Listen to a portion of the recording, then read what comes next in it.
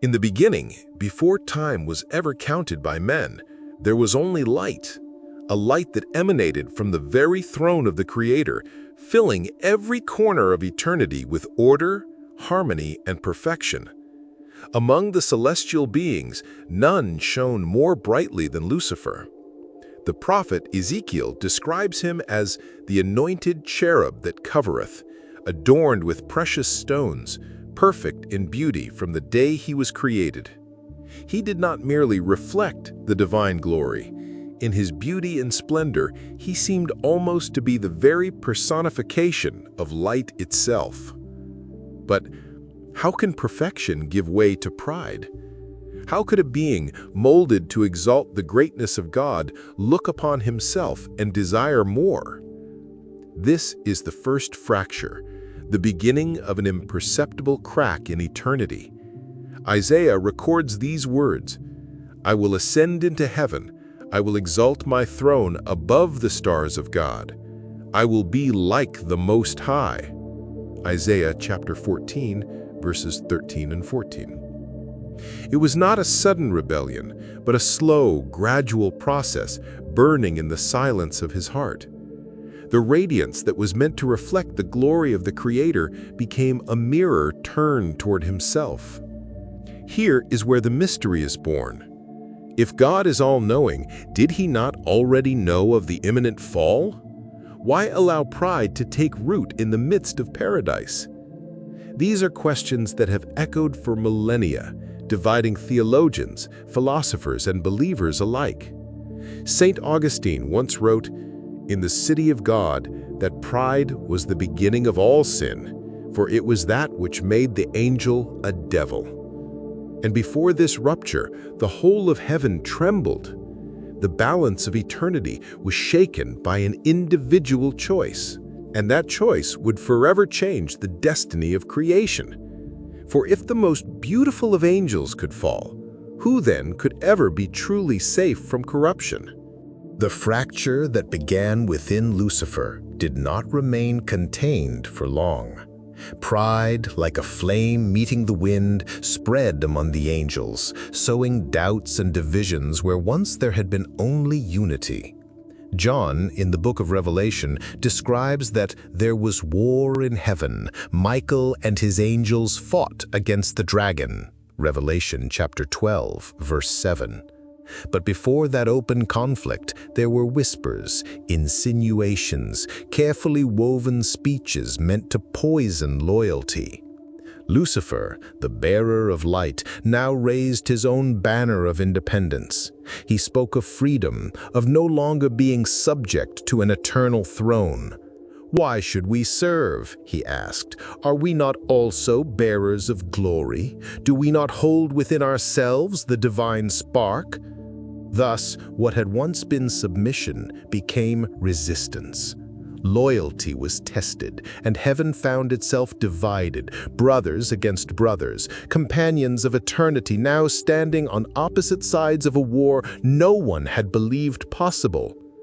The conflict was not merely physical, but spiritual, moral, and existential. Each angel was forced to choose between fidelity to the Creator or the promise of a future in which they themselves would be as gods.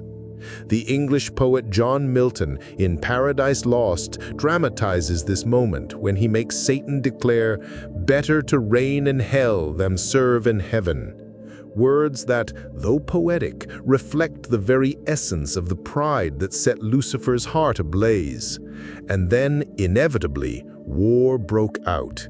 It was not only a clash of flaming swords or of heavenly thunder, it was the collision of eternal wills, a struggle over the very definition of authority itself. The archangel Michael lifted his voice, proclaiming that none could ever take the place of the Most High. And at that cry, multitudes of angels chose their sides. Heaven, once so silent and perfect, now echoed with the clash of hosts. It was more than a military conflict. It was the first war of existence, the first cry of rebellion against the Creator.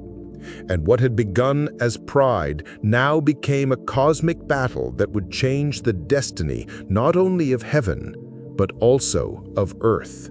Cast out of heaven, the angel once called Lucifer came to be known as Satan, the adversary.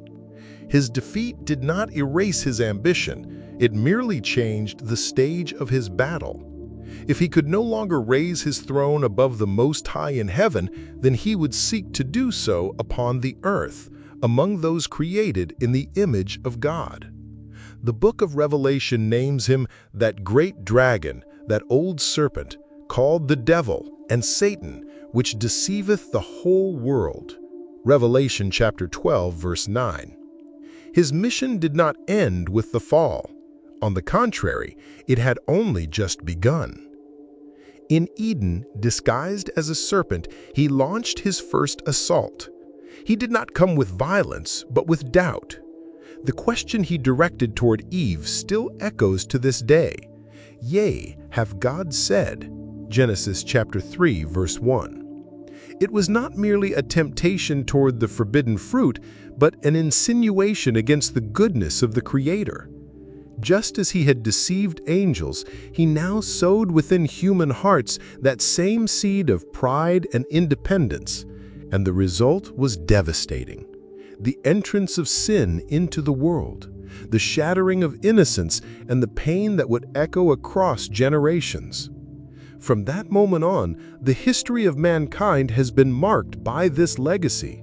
From the fratricide of Cain and Abel, through the empires that rose in arrogance against the Most High, even to the prophetic visions of Daniel that describe horns and kingdoms inspired by the same rebellion, the dragon is there, moving in the shadows, feeding wars, vanities, and corruption.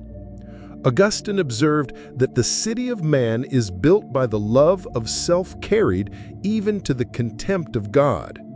And that disordered love, that arrogance, is but the reflection of the pride that first consumed Lucifer.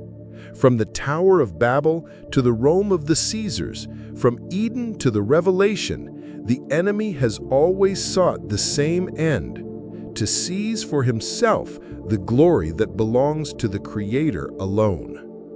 Yet the question remains, if he was already defeated in heaven, why does he still appear to triumph upon the earth? Why does his voice still echo so strongly in culture, in politics, and in the most intimate desires of the human heart? Perhaps the answer lies in that which is yet to come. And so, the story of Lucifer is not merely a distant account of angels and lost heavens, but a disturbing mirror of the human condition itself. For his fall reveals something that we all share: the pride that hides in silence, the desire to be more, to take control, to claim a place that does not belong to us. If the most beautiful of angels was corrupted by that fire, who among us could truly claim to be immune? The scriptures reveal that the dragon knows that he hath but a short time. In the Revelation, John describes his fury against the remnant of her seed, which keep the commandments of God and have the testimony of Jesus Christ. Revelation chapter 12, verse 17. The conflict that began in heaven did not end with the fall. It continues, invisible yet real, spanning centuries and shaping destinies. Every human choice, every unmeasured ambition, every act of rebellion is like a distant echo of that first revolt. But was there ever another possibility? Could Lucifer, at the height of his beauty, have chosen to remain? Was the brightest light doomed to fade into darkness, or could there have been another way? This question does not find an easy answer. Augustine declared that God allowed evil so that, in some unfathomable way, he might bring good out of it. Others argue that free will is the price of true worship, and that without the possibility of falling, there could be no genuine love. The fact remains that the choice was made. The morning star became the adversary. The bearer of light was transformed into the prince of darkness. His mission now is to drag with him as many as he can until the final chapter of history. And perhaps, as we gaze upon this cosmic drama, only one question remains for us. When faced with the same temptation, when confronted with the same pride, which side would we choose? If you have come this far, reflect on this. And if this story has spoken to you in some way, subscribe to the channel to continue following other revelations such as this. For the conflict has not yet ended, and every one of us is already within it.